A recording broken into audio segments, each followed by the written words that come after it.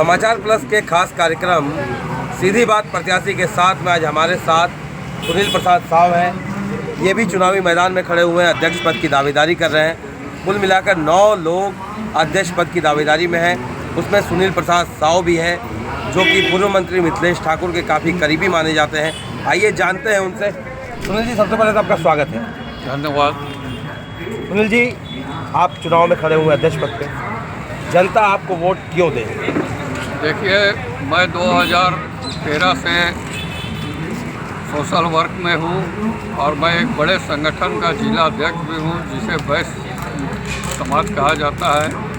और उस समाज के द्वारा जो हमारे समाज के या और समाज के गरीब तबके के जो लोग होते हैं, जैसे गरीब बच्ची की शादी कराना, समुचित इलाज का व्यवस्था कराना, इस प्रकार वस्त्र वितरण वगैरह गांव देहात तक भी हम लोग जाते हैं।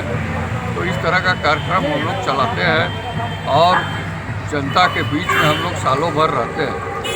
तो जनता के दुख दर्द को हम लोग जितना नज़दीक से हम लोगों ने देखा है, तो हमारे शहर के सम्मानित व्यक्तियों द्वारा कहा गया कि आप चुनाव लड़िए, आपको चुनाव में उस पद पर हम लोग बैठाने का प्रयास करेंगे और बैठाएंगे ही, ताकि आप जिस तरह सोशल वर्क करते हैं तो आजकल का जैसे लोगों का जरूरत है, जैसे हमारे साथ उराव समाज के अध्यक्ष संजू तिर्की जी हैं,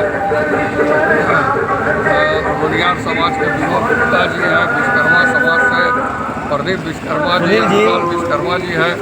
सुनील जी, जैसा कि आपने कहा कि आप समाज सेवी हैं, समाज के प्रति आपने काफ़ी काम किया है, समाज की सेवा की है, तो ये तो चायबासा जानता है, पूरा शहर जानता है, पूरा वैश्य समाज जानता है कि आपने क्या किया। मगर लोगों की सेवा करने के लिए नगर परिषद की कुर्सी को ही क्यों आपने चुना?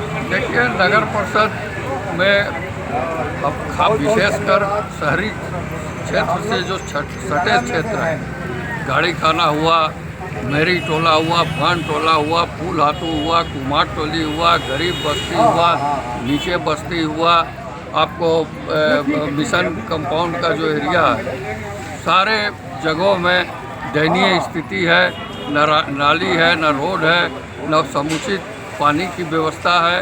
इसलिए हम अपना फोकस सलम बस्ती में से कर रहे हैं और सलम बस्ती से हम अपना शुरुआत किए हैं। और मेरे मन में मेरे साथियों की भी यही इच्छा है कि हम सलम बस्ती में ज़्यादा फोकस करें। जनता अगर आपको अवसर देती है, आपको अध्यक्ष पद की कुर्सी पर बैठाती है, तो क्या विजन है आपका? क्या करेंगे आप शहर के लिए? देखिए, समस्या शहर में अनेक समस्या, लेकिन मेरा 4 विजन है जो मैं स्पेशली इसको लेकर चला हूँ। पहला विजन है कि नगर परिषद कार्यालय को नगर परिषद से वार्डों में शिफ्ट करो, ताकि नगर परिषद अगर वहाँ बचता है तो वार्ड के सारे दबे कुचले निचले लोग और गरीब लोग वहाँ आएंगे, अपनी समस्याएं रखेंगे और वहीं पर उनका ऑन स्पॉट समाधान करने और वहाँ वार्ड में अगर नगर परिषद का कार्यालय चलता है 2100 वार्ड में एक दिन करके, तो ज़्यादा से ज़्यादा लोगों को उसका लाभ मिलेगा। दूसरा मेरा है कि शहर में विशेषकर महिलाओं के लिए शहर में कोई भी ऐसा व्यवस्था नहीं है जो सुबह से शाम तक अपने गृहिणी के रूप में दैनिक कार्य करते हुए थक जाती है। न उनका मनोरंजन का साधन है, न बाज़ार में समुचित बाथरूम टॉयलेट का व्यवस्था है। अगर वो बाज़ार आती है कुछ कार्य के लिए, अगर उनको अपनी ज़रूरत महसूस होती है किसी चीज़ का, तो उनको वापस घर जाना पड़ता है। तो उसमें मेरी महिलाओं के प्राथमिकता में है कि मैं ऐसे मनोरंजन पार्क का निर्माण करूं जो अपने छोटे छोटे बच्चों को लेकर वो मनोरंजन पार्क में अपना 2 घंटा समय बिताकर दिन भर का दैनिक कार्य का थकान मिटाए। और दूसरा है कि शहर में जैसे जाम की समस्या हो रही है, मंगला हाट की समस्या है, तो वहीं पर जाम की समस्या के लिए हम लोगों से अपील करेंगे, सरकार से भी मांग करेंगे कि यहाँ ट्रैफिक थाना का स्थापना हो, ताकि ट्रैफिक पुलिस अगर चौक चौराहों पर रहे तो जाम की स्थिति नहीं बनी रहेगी।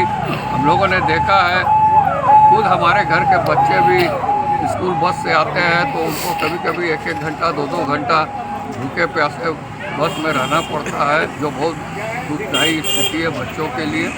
तो महिला और बच्चों के लिए तो मैंने आपको बता दिया, और हमारे कुछ नौजवान साथी हैं जिनके लिए भी नगर परिषद में बहुत सा ऐसा योजना है कि पाट करके हम लोग कुटीर उद्योग के रूप में उनको रोजगार देने का हर संभव प्रयास करेंगे। और मंगला हाट देख रहे हैं, बस स्टैंड देख रहे हैं, तो जैसा स्थिति है उन लोग के साथ बैठकर विचार विमर्श कर वो लोग जैसा प्लान करेंगे उस पर हम लोग इम्प्लीमेंट करेंगे। जैसा कि इन्होंने कहा, योजनाएं काफ़ी हैं इनके पास, विजन अच्छा है कि महिलाओं को इन्होंने सोचा, महिलाओं के लिए, बच्चों के लिए और युवाओं के लिए। तो ये तो आने वाला वक्त बताएगा कि जनता इन्हें अध्यक्ष पद की कुर्सी पर बैठाती है या नहीं, जिसका फैसला 27 तारीख को होगा जब मतगणना होगी। फिलहाल 23 फरवरी को मतदान होना है, तो हम जनता से अपील करना चाहेंगे कि वो आगे बढ़कर अधिक से अधिक संख्या में शामिल हों और अपना मताधिकार का प्रयोग करते हुए मतदान करें। समाचार प्लस के लिए चाईबासा से राहुल शर्मा की रिपोर्ट।